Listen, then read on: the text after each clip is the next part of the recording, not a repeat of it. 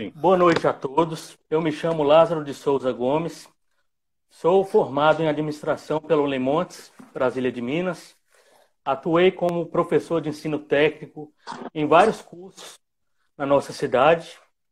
E eu estou aqui hoje para apresentar, em nome do Rotary de Brasília, da nossa cidade, uma live para informar melhor a população sobre a pandemia que atinge o mundo e tem afetado a vida de todos nós.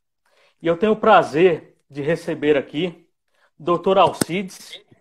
Alcides Mendes Botelho Filho, formado pela Faculdade de Medicina do Centro Universitário Volta Redonda, Unifua, no ano de 2000, cuja residência foi feita no Instituto de Infectologia Emílio Ribas em 2001 a 2004, lecionou na FUNORTE Unimontes, trabalhou nos hospitais Senhora Santana e Haroldo Torinho e atualmente trabalha em Guarapuava como infectologista, nos hospitais Santa Teresa e São Vicente de Paula, sendo também concursado pela prefeitura local. Correto, doutor Alcides?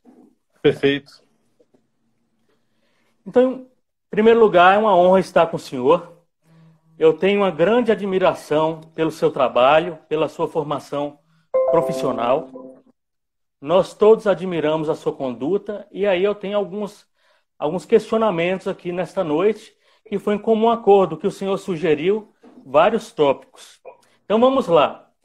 Primeiro eu queria que o senhor falasse um pouco sobre as pandemias, porque nós tivemos outras pandemias no século passado, principalmente a grande gripe espanhola, e aí eu queria que o senhor comentasse um pouco desse histórico das pandemias no mundo. As pandemias, elas são de tempos em tempos, são frequentes, né?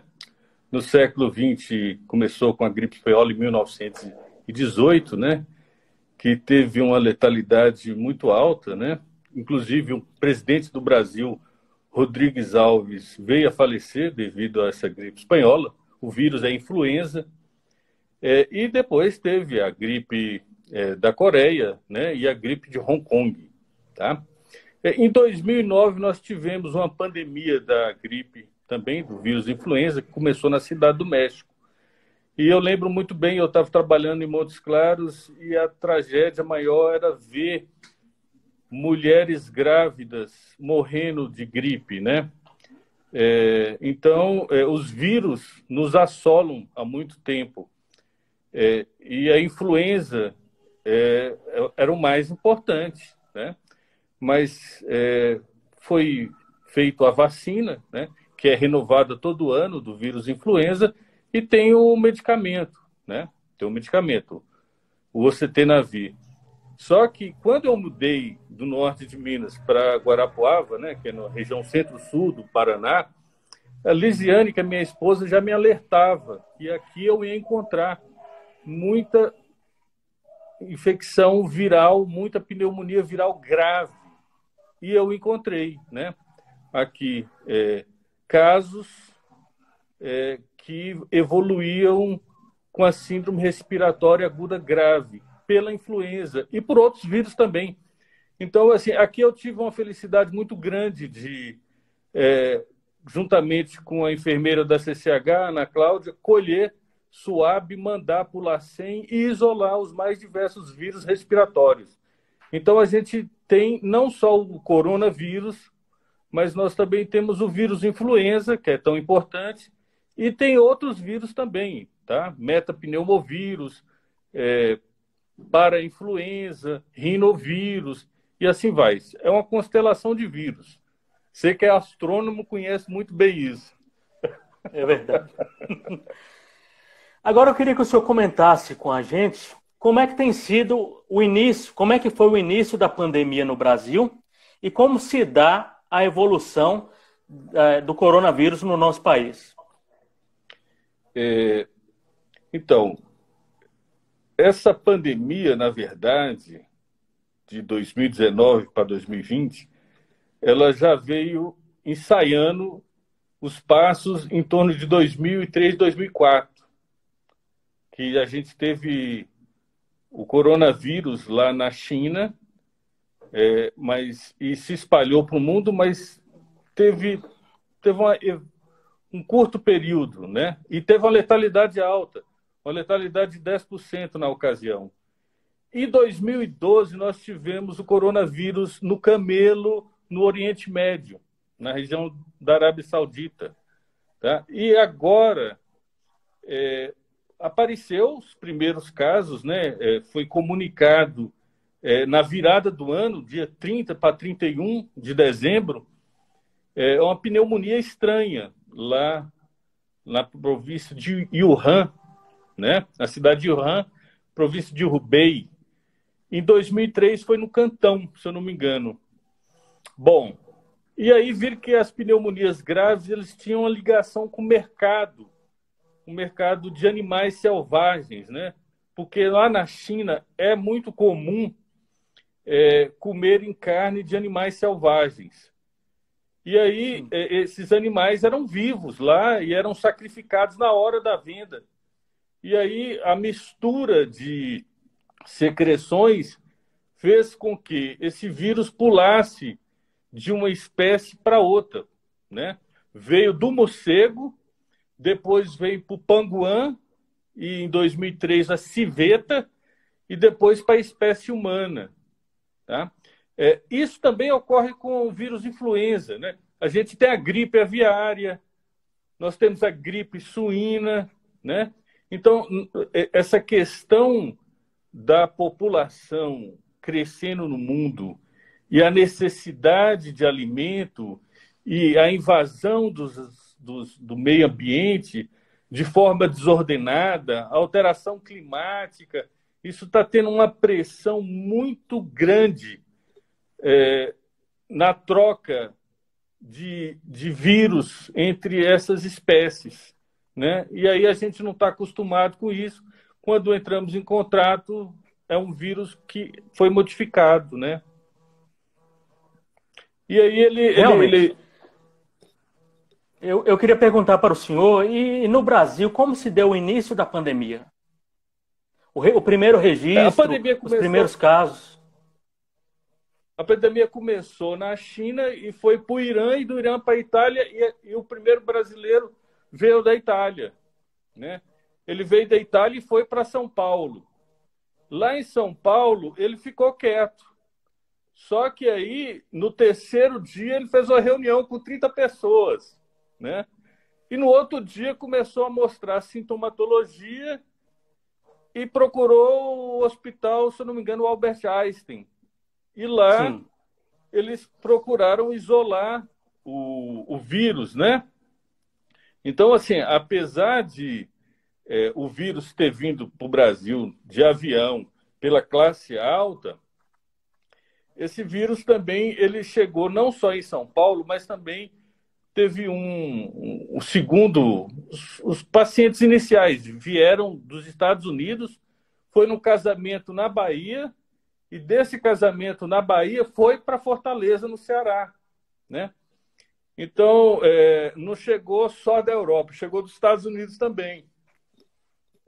E aí espalhou, né? Espalhou o vírus não só no estado de São Paulo, na Bahia, em Fortaleza, né? Mas, quer dizer, então teve múltiplas entradas, né? E um espalhamento bem rápido, dificultou muito a contenção. Já que o senhor citou esse início, eu queria também a opinião do senhor sobre o carnaval. Porque o carnaval aconteceu e as autoridades brasileiras foram meio relapsas. Aliás, nem se tinha um profundo conhecimento ainda. Então, ou faltou informação mesmo. E aí, o senhor acha que deveria ter tido outra estratégia, cancelar o carnaval? É interessante essa colocação sua. Eu lembro perfeitamente que, assim, apareceu a reportagem no Fantástico, o pessoal da USP estava entrando em contato lá na China para ver o que estava realmente acontecendo, tá? Tinha uma pesquisadora lá chamada Ana Sara Levin, que é infectologista, e ela ficava assim meio admirada. Por quê? Porque eram muitos casos, eram casos com grave, né? Síndrome da angústia respiratória aguda grave, os médicos chineses trabalhando de forma exaustiva, e, e aí saiu, começou a aparecer os primeiros casos no Irã e depois foi para a Itália, e mais cedo ou mais tarde ia chegar aqui, sem dúvida, né? E o pessoal acha que esse caso que foi feito o diagnóstico antes, foi o primeiro caso, talvez tenha casos antes. Por quê? Porque, assim, como era uma coisa nova, então, assim, os testes diagnósticos eram difíceis, né? Você fazer o PCR para diagnosticar um coronavírus novo era muito difícil. E o pessoal lá teve essa expertise, teve essa competência para fazer o diagnóstico. Agora, cancelar ou não cancelar o carnaval? Estava muito difícil falar, porque o diagnóstico a gente não estava preparado para ele. A vigilância epidemiológica não estava preparada para isso. Assim. Não chegou a ser incompetência de forma alguma. Era tudo muito novo e tudo muito rápido. Realmente. E como se deu o preparo do Sistema Único de Saúde e dos profissionais no Brasil para este enfrentamento? O interessante é que a gente teve 2 colegas aqui, meus médicos, que foram para lá e o pessoal ia voltar. Aí imagina a ansiedade, né, de nós. E a sorte foi porque o Ministério da Saúde mandou o avião para pegar uns brasileiros que estavam na China, e a gente falou assim, olha, o mesmo comportamento que o Ministério da Saúde vai ter com esses que foram lá pegar, a gente vai ter com os colegas nossos. Então a gente meio que afastou, né, de início. E houve um diálogo muito importante entre os profissionais de saúde, entre os gestores, os administradores da questão pública, né? Então, assim, os hospitais, literalmente, eles pararam de fazer cirurgias eletivas, porque eles tinham que ter leitos, né, para acomodar uma pandemia com um vírus novo, né? E, assim, foi criado um hospital referência, uma UTI referência, foi discutido, foi formado grupos, né? Foi formado grupos. E, assim, o Brasil teve como aprender da Europa, e da China, e do Irã. E a gente foi aprendendo aqui dentro também. Então, assim, as medidas no início, elas pareciam ser um pouco drásticas, né? Teve cidade que fechou, né? Teve um temor muito grande. E esse temor era plausível. Mas só que existia necessidade também de manter as estruturas para a alimentação adequada da população, né? Então, assim, o transporte de insumos, né, principalmente alimentares, continuou funcionando. Então, houve um diálogo que permitiu o país não entrar em colapso, né? O medo nosso era esse, era entrar em colapso, a rede de saúde, era entrar em colapso, não ter leitos de UTI, não tinha Sim. testes, diagnósticos, comprava tudo fora, tudo caro. E, além disso, o brasileiro foi criativo, porque não tinha máscara, não tinha máscara. E aí a gente fez as máscaras caseiras, né? E aí a gente viu também que o mais importante era o quê?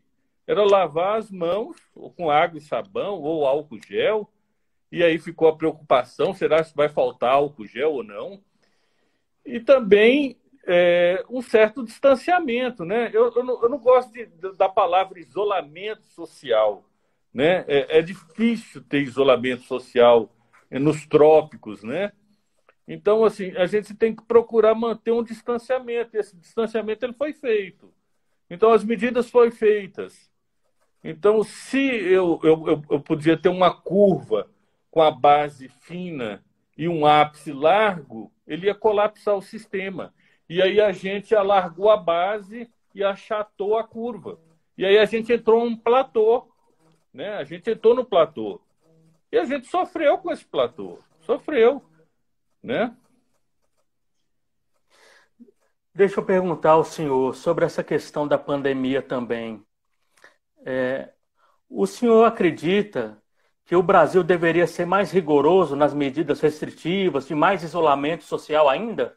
Ou não seria o caso? O vírus, os primeiros casos diagnosticados foi em São Paulo. São Paulo, a capital, deve ter 11 a 12 milhões de habitantes, né? O estado acho que tem 23 milhões de habitantes. Então, assim, já chegou no olho do furacão, né? No olho do furacão. Então, todo mundo ficava, né, se perguntando, e como é que o vírus vai comportar nas favelas, né, nas comunidades, né? Então, assim, eu acompanhei daqui, aí em Brasília de Minas, as notícias, né? Eu vi que tinha gente de Brasília de Minas que morreu em São Paulo e foi enterrado aí, né? Então, acompanhei o surto que teve na unidade de diálise, né? E isso foi importante para nós, tá? Foi importante. Por quê? Porque eu alertei o pessoal da diálise daqui, tá? Então, o Brasília de Minas foi importante para Guarapuava, tá? Foi muito importante. E assim, a gente tem um serviço de vigilância epidemiológica, serviço de epidemiologia, que é um serviço muito bom, né? É um pessoal muito dedicado, né, à causa, né? Eles têm uma participação muito grande na questão de evitar surtos, né? A gente sempre sofre com dengue, sempre sofre com febre amarela, né? E assim, imagina se a gente não tivesse a vigilância, né? Com certeza, não ter ninguém para ir buscar o vírus amaralínico nos macacos, né? Quer dizer, e tem a vacina de febre amarela. E mesmo tendo a vacina de febre amarela, ainda a gente sofre com surtos, né, eventuais dela. Tá? Então, a gente calcula que, como era tudo novo, a gente não ia conseguir ser uma maravilha. Tá? Mas só de o sistema não ter entrado em colapso, já foi. Então, assim, teve locais que sofreram mais, né? Manaus sofreu muito, Rio de Janeiro sofreu muito, né? Eu acompanho algumas lives ou então alguns webinar do pessoal da USP e o pessoal fala, né? Teve fila de 300 pessoas querendo um leito de UTI no Rio de Janeiro. Eu acho que isso não teve em Brasília de Minas e isso não teve aqui, né? E tomara que não tenha, tá? Tomara que não tenha. Mas foi muito difícil, foi muito difícil. A gente ficava com medo de se infectar também, tá? O risco era grande. Eu, particularmente, eu posso contar pela experiência que eu tive aqui. O primeiro paciente que morreu comigo foi colega meu de profissão, foi médico que eu convivia no dia a dia, né? E eu conhecia o filho dele, que também infectou, eu conhecia o sobrinho dele, ambos médicos que infectaram. Então, assim, foi difícil, né? Você vê um colega morrer de uma doença infecciosa, desconhecida, que está rapidamente progredindo, não foi fácil. Mas, assim, em nenhum momento a gente arredou o pé, não. Tá? Então, por isso que foi importante o diálogo. Tá? O diálogo. Se reuniu as pessoas, se trocavam informação. Doutor Alcides, o senhor citou a logística. Só um comentário.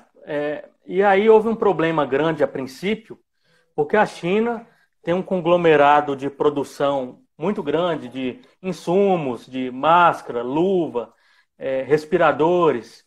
E aí estava tendo um certo contingenciamento, mas graças a Deus parece que nós superamos essa questão aí, não é? Na verdade, houve um problema muito grande, né, da questão de comprar equipamentos, né, comprar EPIs, tá? Nossa, isso foi uma briga muito grande, né?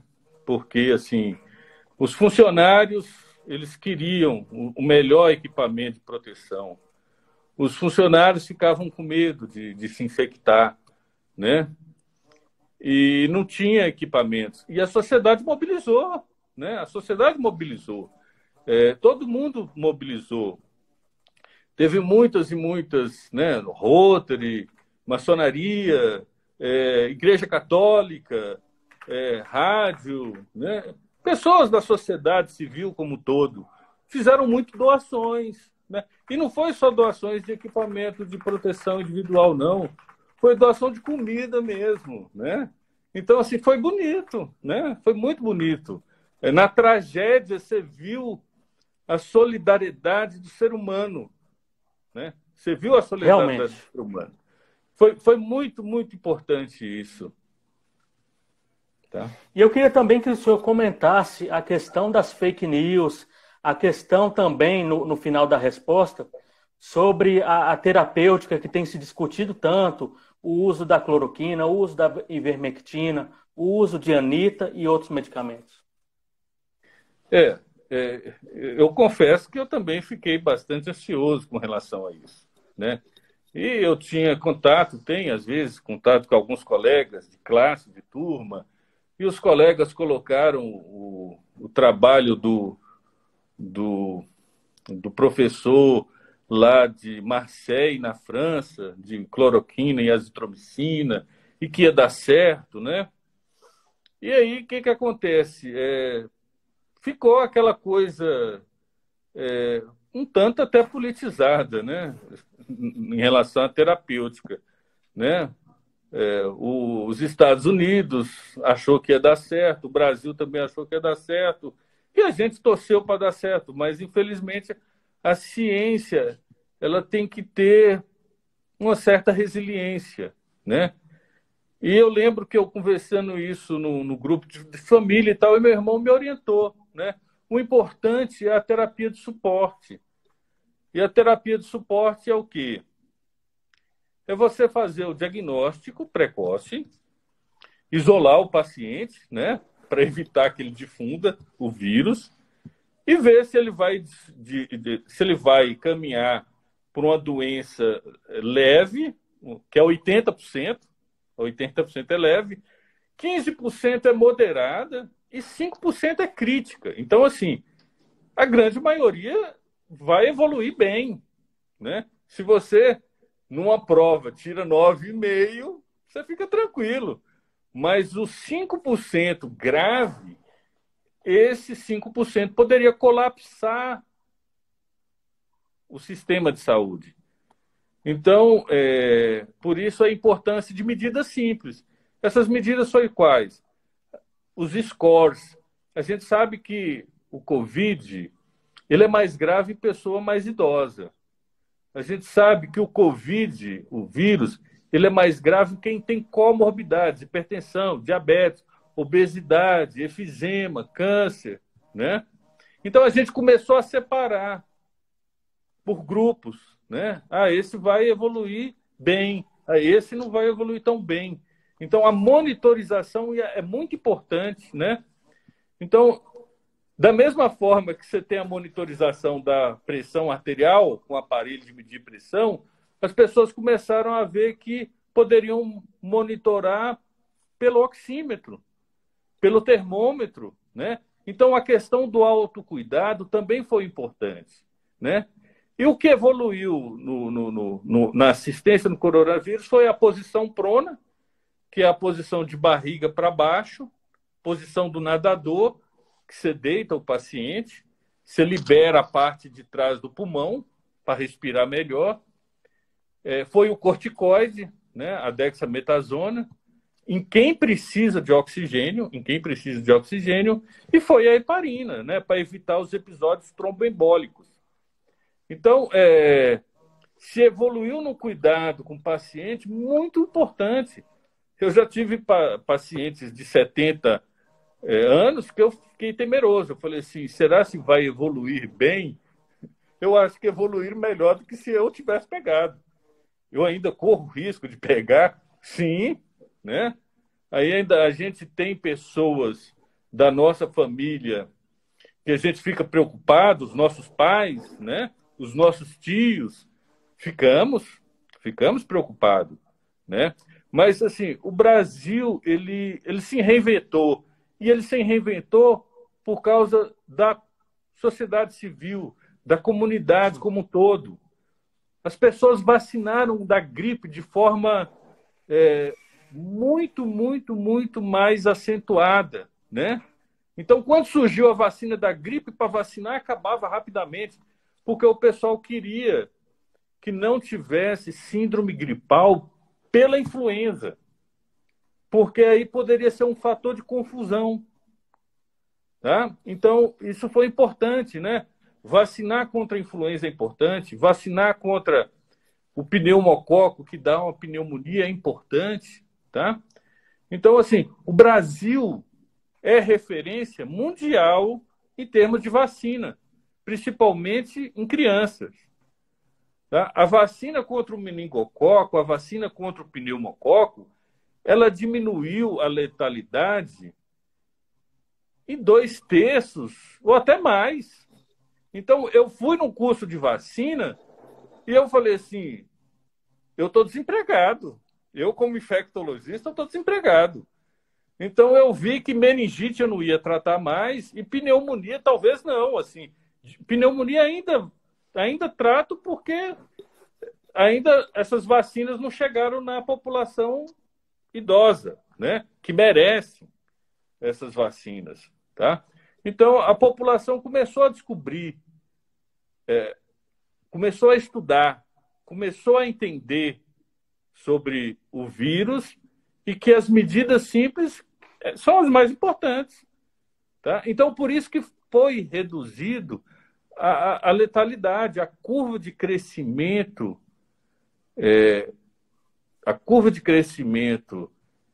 de condutas, ela melhorou muito. Melhorou muito. O senhor citou a vacina, e nós sabemos que a vacina é um tema complexo. A produção de uma vacina envolve muita metodologia, muitos testes, muitos anos. E aí, dada a emergência da pandemia, nós estamos vendo as etapas sendo, eu não estou dizendo puladas, mas estão sendo um pouco agilizadas. E aí, o que o senhor tem acompanhado, tem achado desse processo da criação das vacinas? Não, eu já tive essa questão será se não está tendo um aceleramento, será se isso não vai implicar em coisas, né? Não, a questão da vacina do coronavírus, ele vem desde 2003, 2004. Existe um grupo no mundo de coalizão da ciência, que ele vem estudando esse vírus e tentando essa vacina desde 2003 e 2004, com mais incidência a partir do momento que teve a MERS, que é a síndrome respiratória do Oriente Médio, no camelo, que lá a letalidade chegou a 30%, né? Ainda bem que foram poucos. Tá? Então, assim, existem várias empresas, né? No Brasil tem aí uns 5, 10 vacinas sendo testadas, tá? As mais conhecidas, sem dúvida, a Coronavac e também a da Oxford, né? Enquanto uma é uma vacina de vírus morto, a outra é uma vacina que pega um adenovírus, a estrutura do adenovírus, e lá dentro do adenovírus coloca um pedaço, um fragmento do coronavírus. E aí vem as especulações, né? não vai dar efeitos adversos, não vai modificar o gene, né? Mas nós já somos vacinados com vacinas manipuladas por DNA, que é da hepatite B, que é segura. Lógico que cada caso é um caso, É né? verdade. Mas, assim, o mais importante, que venham as vacinas e que sejam várias. E que nós podemos usufruir de várias, né? Porque é o tipo da coisa, sem dúvida, na hora que elas fecharem a questão de números atingidos, a disputa vai ser muito grande, né? A Europa vai tentar comprar muito, os Estados Unidos vai tentar comprar muito, o Canadá, a Austrália, o Japão, todo mundo vai correr atrás. E aí é que está. Se a gente teve falta de luva, de máscara, de álcool gel, que a gente estava com medo, você imagina os frasquinhos para embalar as vacinas, né? Então, a É indústria verdade. farmacêutica no Brasil tem que repensar isso que você falou aí, que vem tudo da China. E aí eu queria também reforçar com o senhor sabe muito mais do que eu, que a ignorância de algumas pessoas tem crescido sobre o risco das vacinas em geral. Tem pais que já estão evitando dar vacina aos filhos. Então, esse tipo de ignorância infundada, com base em fake news, nós temos que combater. Sim, sim. É, a primeira vacina foi do Edward Jenner. O cara foi fantástico, porque ele observou que as mulheres que tiravam leite de vaca pegava a varíola bovina e não pegava a varíola humana. E pegar a varíola bovina era muito melhor, né? Então, desde 1780, 1770, a gente vem tentando expandir as vacinas, né? E as vacinas se expandiram muito. Nós temos vacina, principalmente para crianças, sarampo, rubéola, difteria, coqueluche, né? São doenças que a gente não dá valor hoje porque a gente não conviveu com o dano delas. Eu vi criança com difteria, tá? E assim, é triste, né? Não precisava ter criança com difteria, né? Então, nós conseguimos extinguir a varíola humana. Conseguimos extinguir a varíola humana. A poliomielite, né, que causava paralisia infantil, ela é uma doença controlada, assim, é uma doença quase extinta, né? Então, imagina ter uma paralisia infantil não andar por causa do vírus, né? Então, a gente tem que ter um olhar mais de coisas importantes que essas vacinas trouxe do que esses pessoal que acha que o dano é maior. O benefício é muito maior, né? O Com benefício é menor. certeza. Pode ter efeitos adversos? Pode. Mas se em 1 milhão eu tiver um efeito adverso e 999,999 não ter tido nenhum efeito, o benefício supera muito mais a adversidade. Com toda certeza. Deixa eu perguntar ao senhor também o papel do sistema de vigilância epidemiológica, do Ministério da Saúde, dos governos estaduais, dos municípios. Como tem sido esse papel dos entes federativos no enfrentamento da pandemia? É, bom, o Brasil ele teve 3 ministros da saúde durante a pandemia, né? Então, assim, você teve um ministro que tentou perpetuar, não conseguiu, caiu, veio outro, ficou menos de um mês e já saiu, tá? Então, houve um descompasso entre o governo federal e os estados. Isso todo mundo, ninguém, né? E a gente não sabe qual é que estava certo e qual que estava errado. A gente não sabe. Mas o mais importante é a gente ver que se a vida acontece nas cidades, as cidades deram os grandes exemplos, né? As cidades deram um grande exemplo. Então, nós brasileiros, nós estamos numa crise crônica, né? Desde 2012, nós estamos numa crise, né? Com o impeachment da Dilma, com os sucessivos escândalos do Michel Temer, né? E chegamos até aqui, ó. E chegamos vivos, chegamos bem. E estamos de pé, né? Estamos de pé. Mas, assim, a gente também não pode se dar o luxo de ficar nos extremos. A gente não pode achar que a vida é normal e a gente não pode achar que nós temos que ficar presos em casas. Então, eu não gosto de isolamento social, eu gosto de distanciamento social, que é diferente. E eu também não gosto do fator negacionista do governo, que não usa máscara, né? Então, assim, se a gente tem estruturas ou ações que nos protegem, que protegem o indivíduo, que protegem a sociedade, né? Que evita danos, por que a gente não usa? Todo mundo usa um cinto de segurança, e isso que reduziu a morte no trânsito, né?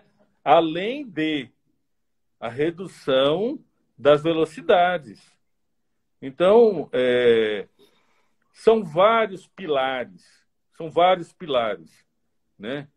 E assim, eu costumo dizer que a casa só não é construída com um único pilar. Então, assim, a gente não vai sair dessa pandemia somente com vacina.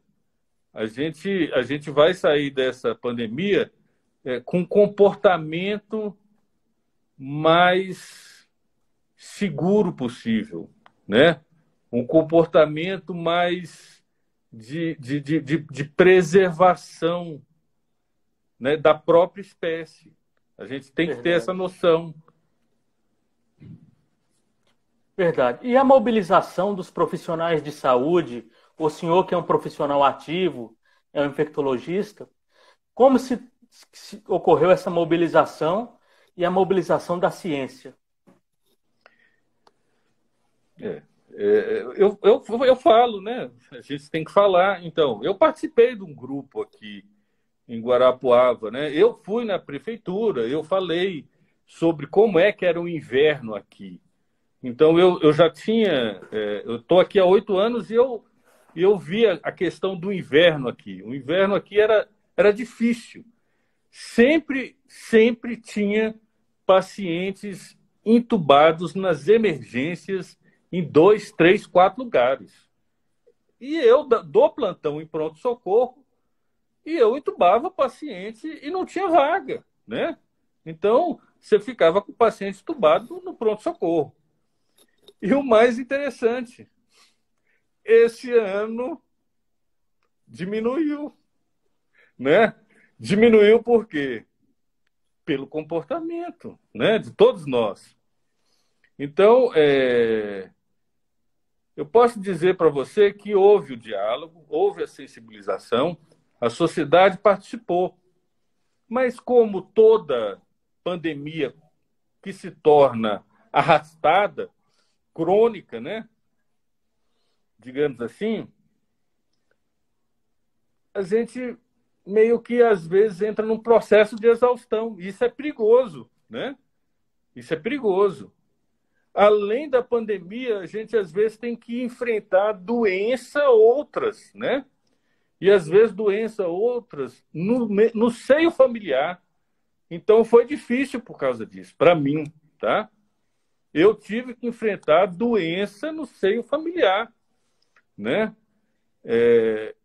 E ter que trabalhar, e o pessoal perguntar e falar assim, não, nós vamos colocar você não vai dar plantão, faz isso, faz aquilo. Eu falei, não, eu tenho que trabalhar, né? A gente tem que ser produtivo nessa vida, né?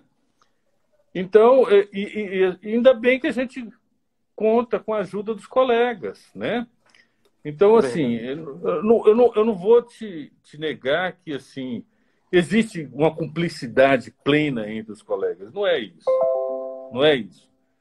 O que existe é a necessidade de reduzir danos, né? E a primeira premissa da necessidade de reduzir danos é o bom diálogo, é a troca de informação, né? Ninguém está aqui para ser o dono da verdade ou ser dono do monopólio da ciência, né? Nós não estamos para isso. Nós estamos para construir o conhecimento ou propagar o conhecimento que vem de fora para nos tornarmos uma sociedade mais segura, mais justa, entendeu? Que tenha menos dano, né?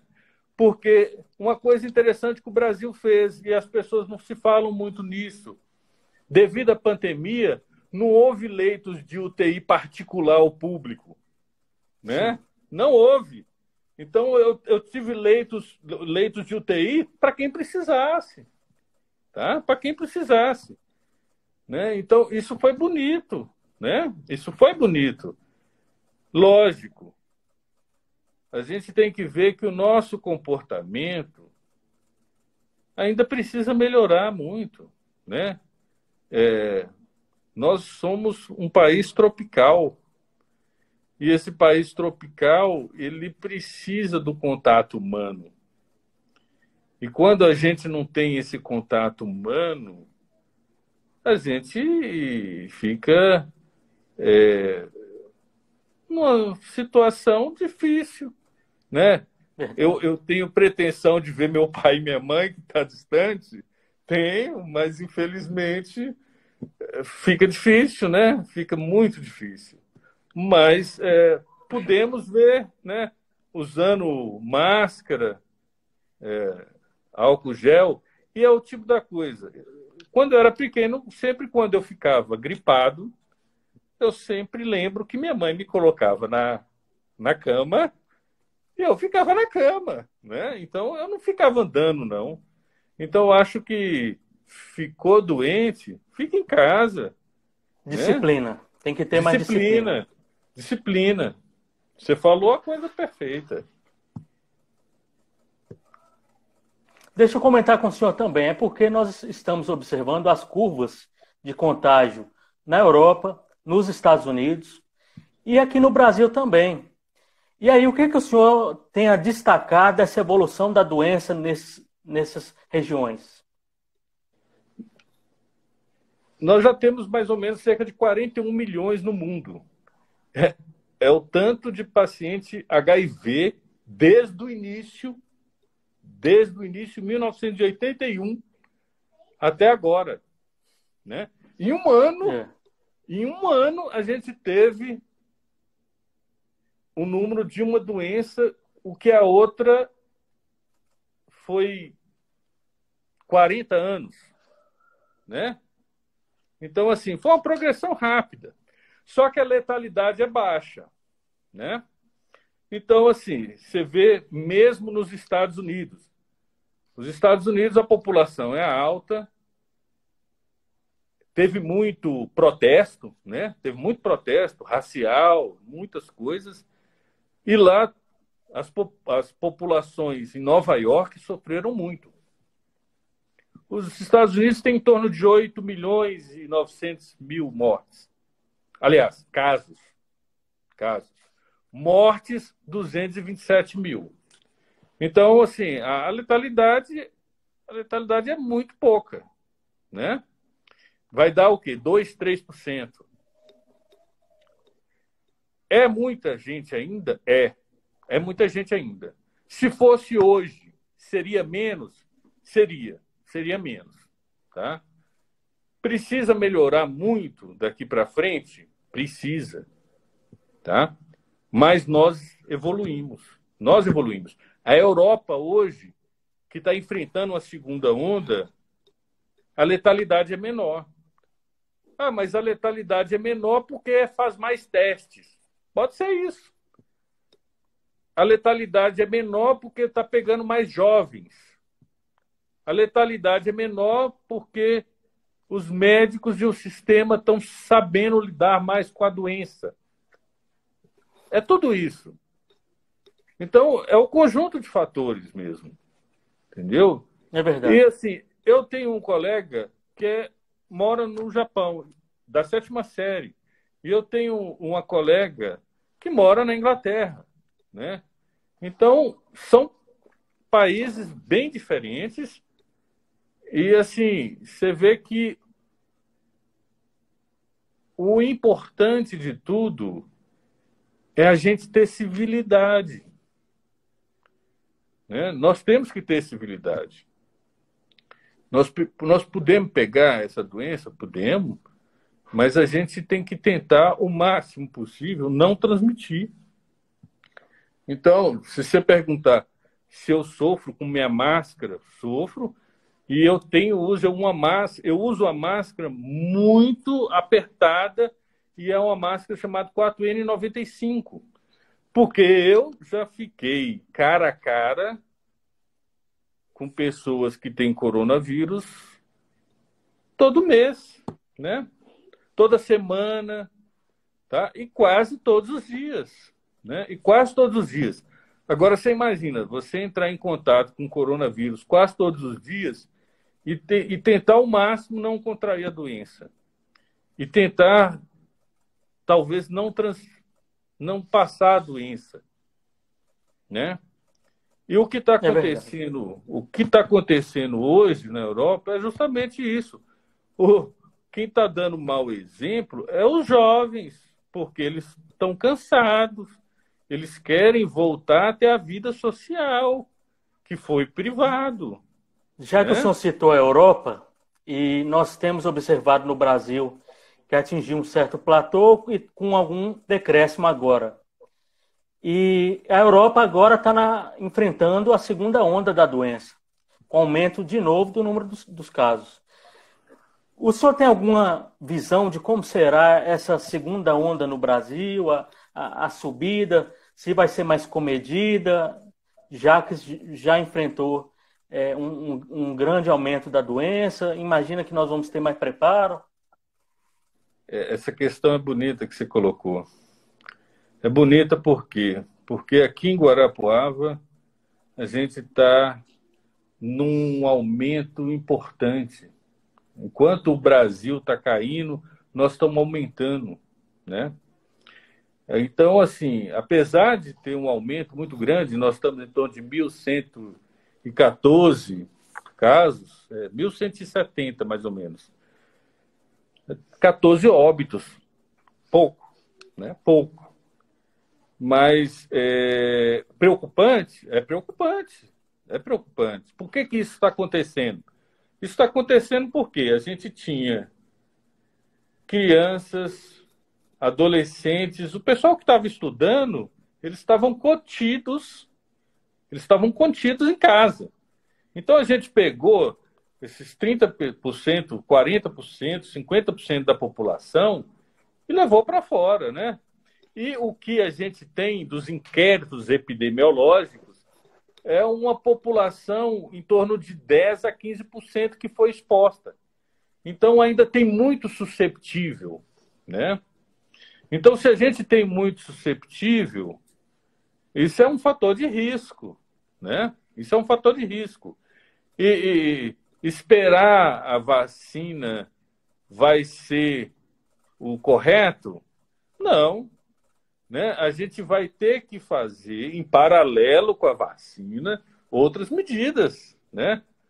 Até porque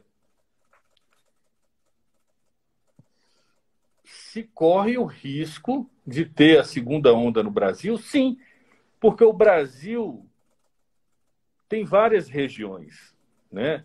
Manaus é diferente do Rio de Janeiro, que é diferente de Porto Alegre, Curitiba, né? Que é diferente de Belo Horizonte, de Goiânia, né? Que é diferente. É diferente. Então, a gente tem várias epidemias juntas no mesmo país, né? E que, no contexto do globo, virou uma pandemia. E existe um termo mais ainda para complicar ou esclarecer, depende do ponto de vista de qualquer um. É a sindemia, que é o sinergismo da pandemia e do vírus com as pessoas que têm doenças crônicas, né? Então, o vírus nas pessoas que têm doenças crônicas, pessoa mais idosa, pessoa obesa, paciente tabagista, que tem problema no pulmão, né? Vai sofrer, né? Então, a gente tem que cuidar dessas doenças, tá? Tem que cuidar. Mais uma vez, eu trabalho em 2 hospitais aqui e, assim, sem dúvida, se eu não tivesse a enfermeira da CCH junto comigo, eu não ia conseguir muita coisa, tá? Então, elas são pessoas fundamentais, tanto a Ana Cláudia quanto a Natiele. Eu até pedi permissão para a Ana Cláudia para falar sobre os pais dela, né, que são idosos e têm comorbidades. E eles contraíram e superaram. Superaram. Por que superaram?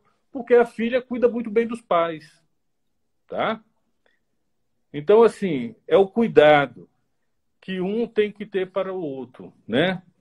E a gente tinha sempre isso no interior, né? Os nossos vizinhos, eles sempre vigiavam a gente, né? Eu sempre fui um menino malino, né? Mas, graças a Deus, os vizinhos também controlavam a gente. É. Doutor Alcides, a prosa está excelente, mas nós temos as 2 questões finais para fechar com chave de ouro essa nossa conversa aqui.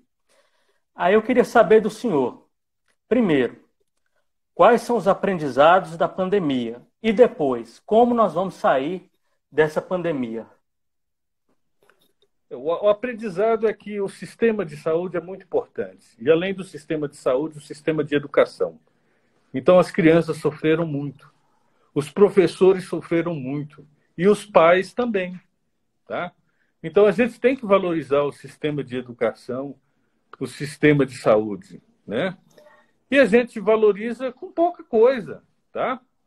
Então, assim, eu trabalhei em Brasília de Minas durante 6 anos e eu lembro quando o falecido Nozão conseguia um saco de biscoito, né? Um saco de biscoito que o pessoal doava lá para o café e ele colocava lá na cantina, entendeu? Então, assim, eu sou grato, né?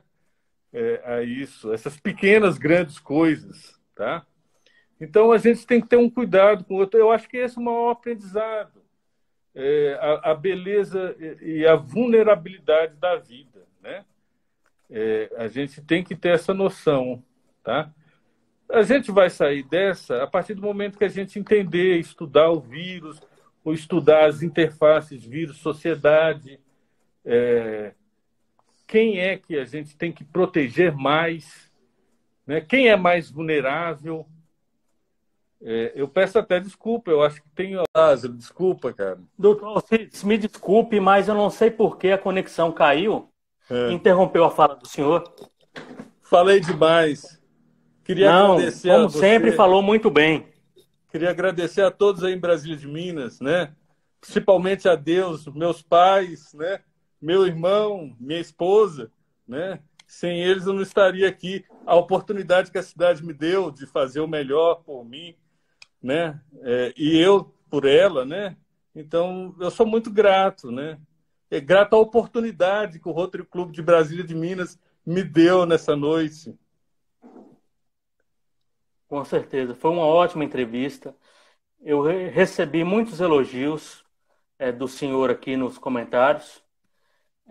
Só antes de terminarmos, surgiu uma pergunta nos comentários e eu achei interessante. A reinfecção pode ser um problema grave? Comente aí, por favor. Interessantíssima essa colocação. Os estudos de imunologia falam que a defesa do Covid, após ter contraído, ela talvez não seja duradoura. Talvez ela não seja duradoura. Isso reforça mais ainda o cuidado de quê? Que tem que continuar as mesmas medidas, né? O uso de máscara, distanciamento social, lavagem das mãos e esperar a vacina, sem dúvida, né? Mas mesmo que tenha vacina, mesmo que os números caiam e não voltem a subir, que existe o risco, a gente tem que adquirir novos hábitos. Nós temos que ter aprendido com essa pandemia e com certeza aprendemos. Tem uma indústria farmacêutica que falou para minha esposa que vendeu só 30% dos antibióticos. Né? Então foi bom, foi bom, isso foi bom. Foi bom. É uma notícia que a gente empolga, né? Sim. Acho que tinha um colega, eu não sei se ele está presente, eu gostaria de pedir desculpa por não ter deixado ele falar, né?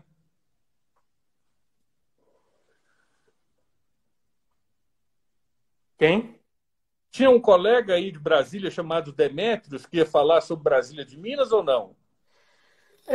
Tem sim. Eu quero até saber se ele está online aqui. O Demétrios não, salvo engano, doutor Alcides. Quem vai falar com a gente é o Frederico Matos, que é coordenador da Vigilância Sanitária Epidemiológica. Então eu queria saber se o Frederico Matos Queiroz, se ele está online, para mandar um oi para a gente aí no comentário, porque em seguida eu já vou chamá-lo. O Frederico Matos, por favor, se estiver assistindo a gente. Ontem eu dando um plantão, eu vi até os números de Brasília de Minas, né? Aí teve poucos óbitos também, né? Não teve muitos. Se eu não me engano, 7 até agora. Aí, ó, 7 óbitos, né? Mas aí a questão foi vindo muitos pacientes das cidades vizinhas, São Francisco, São João da Ponte, São Romão, e encontrando tudo na unidade de diálise, né? Então eles sofreram um surto e deram conta do recado, né? Deram conta. Então, assim, eu peguei esse exemplo deles, passei aqui, né? Foi importante, foi bom aqui, e mostra que Brasília de Minas tem competência. Então, só uma pequena pausa, gente. Por favor, se o Frederico Matos estiver acompanhando a live aqui, por favor, dê um oi, porque em seguida ele já vai entrar. E o que o doutor Alcides falou é muito interessante. E uma coisa que ele disse no meio da nossa conversa, que eu gostei também, é porque as projeções eram de que o SUS ia quebrar. O SUS ia entrar em colapso por não aguentar a demanda. E graças a Deus e graças a todos vocês, doutor Alcides, que são médicos, que cuidam da saúde do próximo, graças a Deus isto não aconteceu, não é? O pessoal da enfermagem teve um papel de suma importância. O pessoal da limpeza também. Tá? Então, o pessoal que está trabalhando nos hospitais, eles trabalham com muito amor e com muito afinco. Tá? Então, sem dúvida, eu entendo a questão da população ter tido medo dos profissionais de saúde, mas eles não estavam lá como vetores, como para transmitir doença nenhuma, não. Eles estavam lá se expondo ao risco de infectar e de ter que ser internado no lugar que trabalham.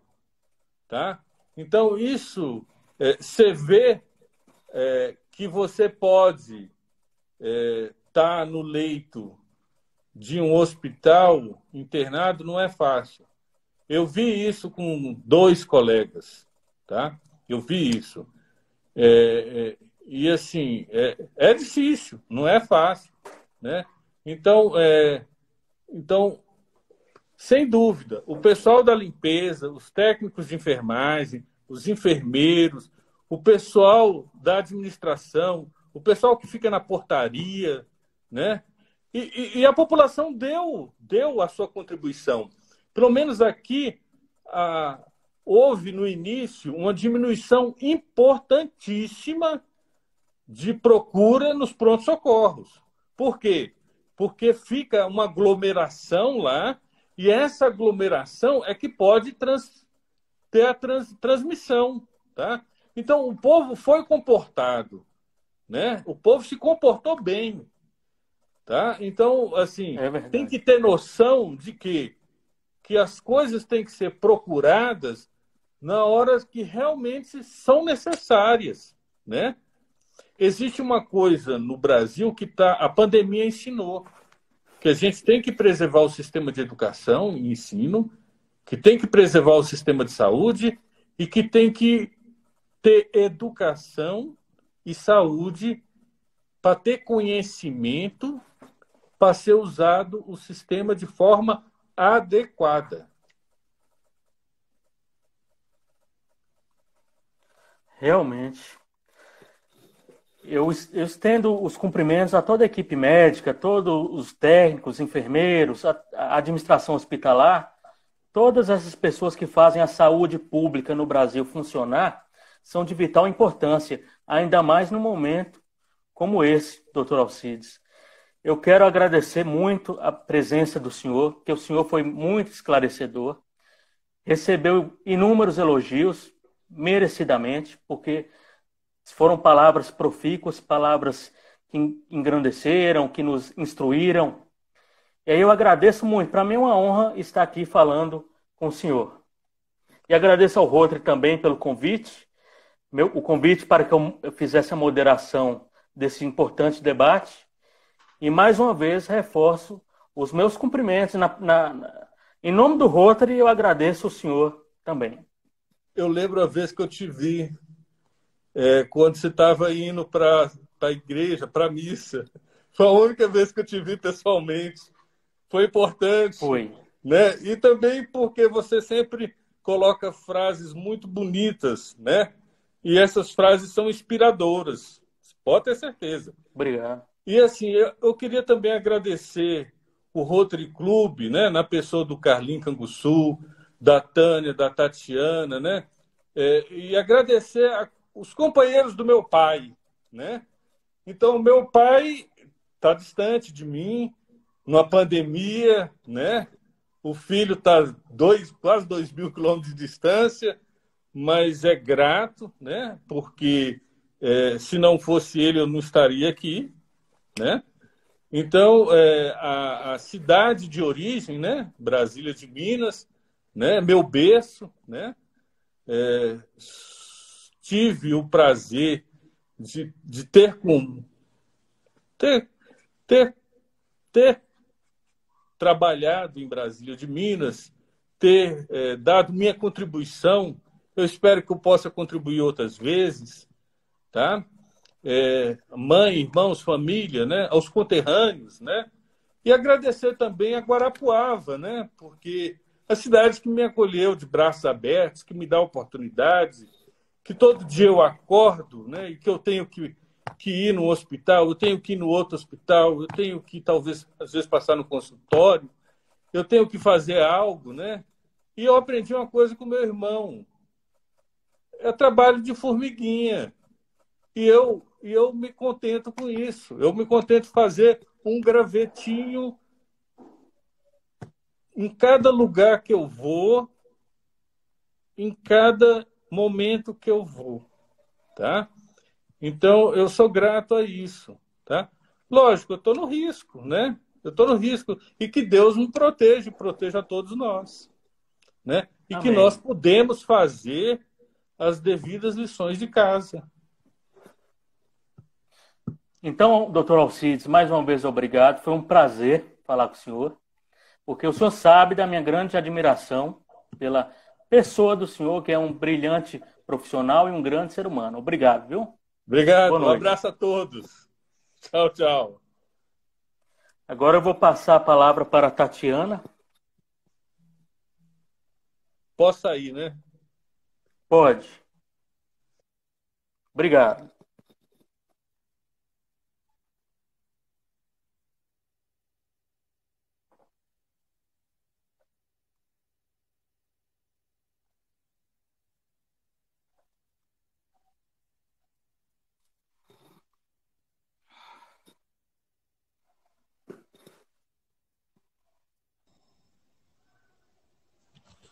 Boa noite, Tatiana. Boa noite, Lázaro. Olha, em nome do Rotary, eu agradeço o convite. Como você viu, foi uma live muito produtiva, excelente, com o Dr. Alcides. E aí eu passo a palavra para você, para as considerações.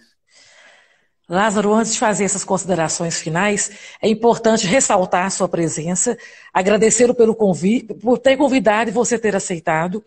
É uma pessoa que nós admiramos muito, é um jovem talentoso, muito inteligente, sempre preocupado com as causas sociais, e para a gente foi um prazer tê-lo conosco. Como Obrigado. moderador, você saiu muito bem, está de parabéns, e pode ter certeza que outras lives vão ser feitas, e nós vamos precisar muito de você para que você continue conosco, fazendo a diferença em Brasília de Minas. Obrigado, viu? Nós é que agradecemos.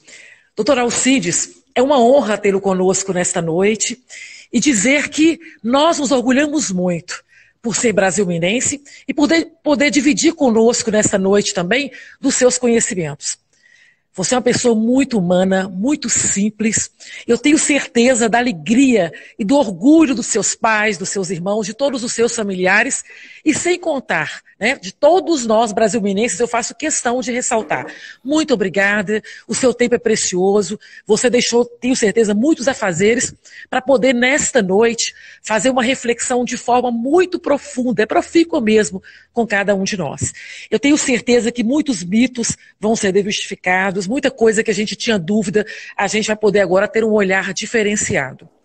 E quando nós nos propusemos a fazer essa live, o Rotary Clube de Brasília de Minas, porque essa é a nossa missão.